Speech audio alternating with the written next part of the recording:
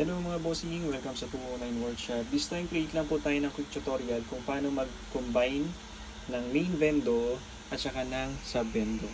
Ngayon, ang magpo-focus po tayo dito, no, marami pong paraan para mai-bind yung main vendor po natin, yung sub vendor po natin dito sa ating main vendor. Ngayon, magpo-focus po tayo sa paggamit ng unmanaged na switch hub. Okay? Yan. So, ang mga gamit po natin dito, meron po tayong 5v5. Kung sa halimbawa na Rolligi po ito or visual router na naka-VLAN, okay lang po. Same lang po sila ng idea. Makikita nyo naman po sa mga build po natin, meron po tayong port para sa ISP, port para sa board, at meron dalawang port para sa AP. Okay? May ibang paraan pa po dito. Kaya kung sakali, ito na lang po muna yung pag-focusan natin, yung paggamit ng switch hub. Okay? Ang gamit po natin dito ay Raspberry Pi. Ayan. Tapos, yung USB to LAN, disregard nyo muna po for demo purposes lang naman. Ayan. Okay? So, una po natin gagawin, mag-connect muna po tayo sa SSID ng main vendor natin. Ito po yun, yung SSID nito. Piso Wi-Fi VLAN 22. Okay? Ang gagawin po kasi natin na una, kailangan po natin mag-add ng VLAN ID. Okay? So, Piso Wi-Fi main vendor VLAN 22 pa lang nakapangalan po sa main vendor natin. Okay. Ayan, automatic nagpa-pop up yung portal natin. Okay, use this network as is kasi gusto kong mag-open ng Google Chrome para ma-access natin yung ito na pala. Ayan. Okay, dire-diretso na lang po ang gagawin natin. Hindi na po tayo mag-edit ng video. So, access po natin 10.0.0.1/admin. Okay. Para makapasok po tayo sa admin portal. Then, default username and password. Nag-automatic na po siya, no? Pero ang username po natin is admin, password Wi-Fi 5. So, tapos login tayo. Ito po yung lalabas. Okay. Una, punta po tayo dito sa may network. Tapos, LAN 1. Ang gagawin po natin, mag-a-add po tayo ng VLAN ID nung sub-vendor po natin. E kung halimbawa na, ito pakita natin, no? Ito po yung gagamitin natin 5v5 para sa sub-vendor. Kung ano po yung VLAN ID ng sub-vendor po natin, yun po yung i-add natin. Kung multiple po yung sub-vendor natin, i-add din po natin lahat. Okay? So dito, VLAN 105 po siya. So ang gagawin natin, punta tayo sa may VLAN info. Ayan, makikita nyo may naka-add na dyan ng VLAN 22. Kasi VLAN 22 po yung main vendor natin. Okay, gagawin natin, mag-a-add tayo ng VLAN 105. Save. Okay, tapos apply. Tayo na natin mag-success. Okay, success. Ayan, configuration success. Next, punta naman po tayo sa may network. Ayan, dito ulit. Network. Tapos DHCP naman na section. Gagawin natin, i-add naman po ulit natin yung VLAN 105. Ayan. Okay. Tapos apply. Pagka-click nyo po ng apply dito, depende po kasi, napansin ko may mga version na automatic nagre-restart siya. May version naman na hindi automatic nagre-restart. Okay. Gaya nito, sa 3.5.84, pansin ko hindi siya automatic nagre-restart or nagre-reboot. So, ang gagawin po natin, manual po natin i-re-reboot yung system natin. Pwede nyo pong hugutin, tapos isaksak. Pero ang proper way po, para mag-reboot ng system, ay magpunta po kayo dito. And click nyo po yung tatlong bar dito, then tatlong dot, tapos reboot. Ayan. Isa po yan sa paraan para ma-restart natin yung device natin. Okay? Antayin po natin na mag-restart yung device natin. Pause po na muna natin. Ayun, okay. So, naka-reboot na po yung system natin. Tapos, ayan, nasa dashboard na po ulit tayo.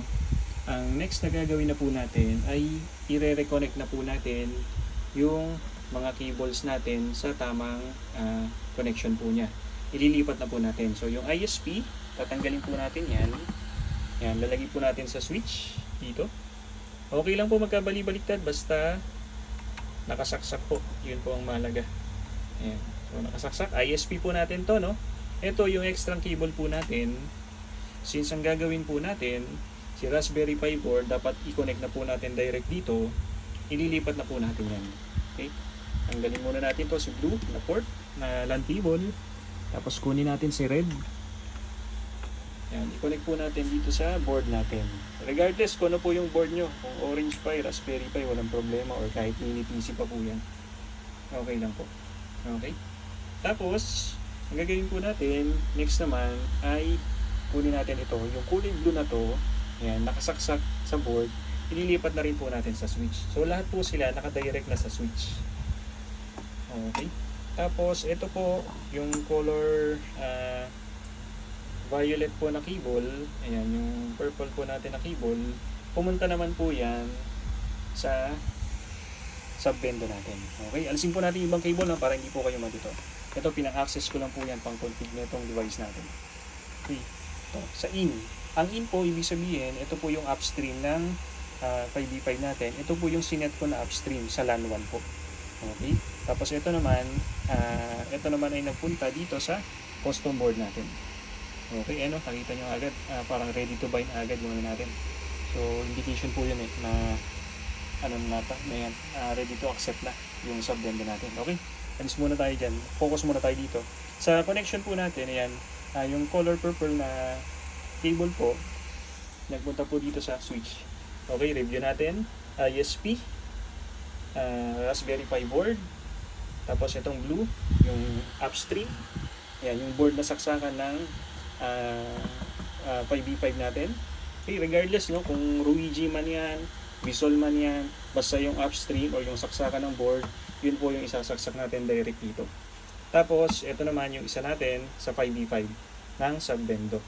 Okay? Tapos, ang gagawin na po natin na sunod, lipat na po natin yung connection natin sa sub-bendo. Si sub-bendo po, ang pangalan po niya ay sub-bendo VLAN 105. Hanapin natin, sub-bendo VLAN 105. Yan, connect po tayo dyan. Bakit po tayo nag-connect doon? Kasi po, ito, yung main bendo po natin, since pinalitan natin yung connection niya direct dito sa switch, ang gagawin po natin, ililipat natin siya from LAN bridge papunta sa DHCP para ma-access na rin po natin yung main bendo natin gamit yung 5v5 po na ito. Okay? So kung medyo hindi nyo po nagigets yung mga terms, ako rin po, hindi ko rin naman po talaga naiintindihan yan. Use this network as is. Kasi hindi naman po tayo talaga magaling pagdating sa networking. Nakikiuso lang po tayo sa mga expert. Ayun. Ayan.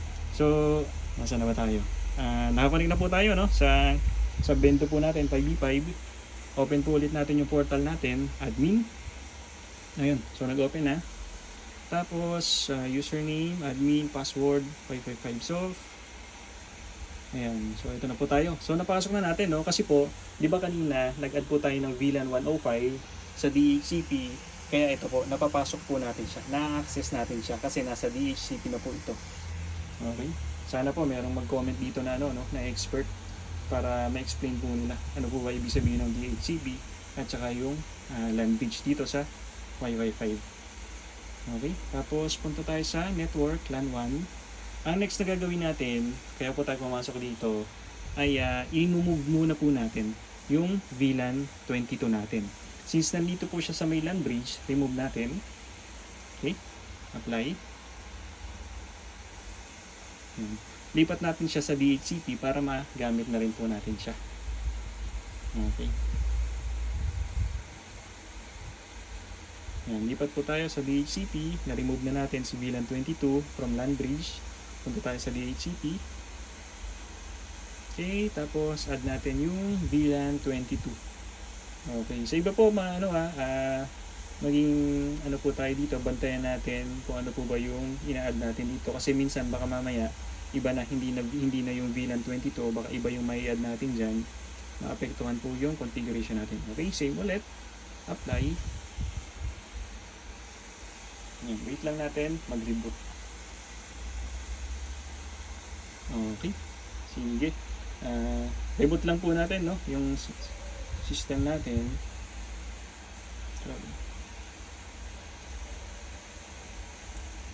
Reboot. So, after nyan mag-reboot, inaasahan natin na makakonect na po tayo sa main vendor at saka sa sub-vendor. Okay, yan po. Fusion Lab Custom Board, version 5. Ayan, pagka red, ibig sabihin, booting pa siya. Pagka color green na siya, or yellow-green, ibig sabihin, standby na siya. Okay, pause muna po natin. Okay, naka-reboot na po yung system natin. Ito, ayan, nasa login page na po ulit tayo. Login tayo. Okay, kalagin na. Tapos ang next na pupuntahan po natin, click natin yung 3 bar. Then, System, Settings. Ang next na po na gagawin natin, ito po kasi yung mga sub-bendo na ginagawa natin. Nilalagyan po natin ng sub-bendo key para makapag-bind po siya sa main bendo. Maliban doon, kung halimbawa na wireless yung sub-bendo natin, di ba nilalagyan din po natin ng SSID kung saan device po siya magbabind. Ngayon, ang ginawa natin dito, since wired naman po yung binding niya, ang ginawa natin, yung sub-bendo key lang ang binind natin. Okay, so yung sub-bendo key po natin na ginagamit sa mga build po natin as of today ay ito. Ayan po. So pwede nyo po siyang baguhin bago natin simulan yung ginawa natin kanina, or kaya naman kung halimbawa ngayon natin babaguhin, lalagay natin, ayan, save lang po natin 209 Workshop BCC all capital. Yan po yung mga sub-bendo key. Ngayon kung iba naman yung sub-bendo key na ginamit, yun po dapat yung ilalagay nyo kung ano po yung sub-bendo key na ginamit dito sa sub-bendo natin. Okay? Tapos yan na po, kung tama po yung naging connection natin at mga configuration natin, ito na po yung final na kakalabasan. Dapat po magre-request po si sub-bendo dito sa main bendo natin na pwede ba siyang mag-connect. Ngayon i-accept mo na lang yung request niya. Okay? Pag in-accept po natin yan, okay, accept natin. Yun. So napansin nyo po, dumagdag na po siya dito. Ito na po siya. Ito na po yung main bendo natin. Refresh natin yung page. Yan. Okay. Tapos check natin sa ibaba. Check natin yung status niya kung naka-online. Okay. Online. Online. Okay. VLAN ID 105. Ayan na po. Ayan na yan, sir. Na-bind na po natin yung sub-bendo natin na VLAN 105 kay main bendo. At the same time, nailipat din po natin yung setup natin dito na naka-switch hub po tayo. Okay, ganoon lang po. Kung sakali na may ibang VLAN ID po kayong gagamitin, yun po ang i-configure nyo dito sa configuration po natin. Okay, additional, kung sakali, ayan, ito yung pangalan niya. Ang lalabas sa portal ay ganito. Yan. Gamitin natin yung app ni Wi-Fi 5. Ayan, nakita nyo po, yan po yung portal niya. Ayan. So, ito yung pangalan niya sa portal. Gawin natin, i-rename po natin yan. Okay. Punta ulit tayo sa Google Chrome. Ayan, ito po sir, sa vendor list, click lang natin 3 dots, tapos rename. Halimbawa na, ang ipapangalan po natin ay, sabihin natin ay sub-bendo na lang. Para simple lang. Okay, same. Ayan po. Lipat po ulit tayo sa portal natin. Ayan, refresh natin. Dapat po sub-bendo na yung pangalan niya. Ayan, sub-bendo na. So, automatic po, no, nakaselect ulit tayo sa sub-bendo kasi connected tayo dito sa sub-bendo natin. Subukan po natin ipakita, maglipat po tayo ng connection. Mag-connect naman po tayo sa main natin. Si main vendo VLAN 22. Dapat ang mangyayari ay automatic lilipat po yung ayan, yung vendo natin sa VLAN, sa main vendo. Dapat main vendo. Ayan. So ayan, nakita nyo naman po, automatic nagpop up yung portal natin, main vendo yung nakaselect. Okay. Cancel natin dito, use this network as is. Pakita natin doon sa app ni Wi-Fi 5. Ayan. Ayan, main vendo. Refresh natin para sure tayo. Ayan, main vendo po yung nakaselect. Ganun po gumagana. Pagka nag-click po tayo ng insert coin dyan, ayan, inserting coin, nagpula po siya. Okay. Ganun lang mga bossing. Sana po ay maging kapaki-pakinabang yung tutorial po natin sa inyo. Okay? Thank you.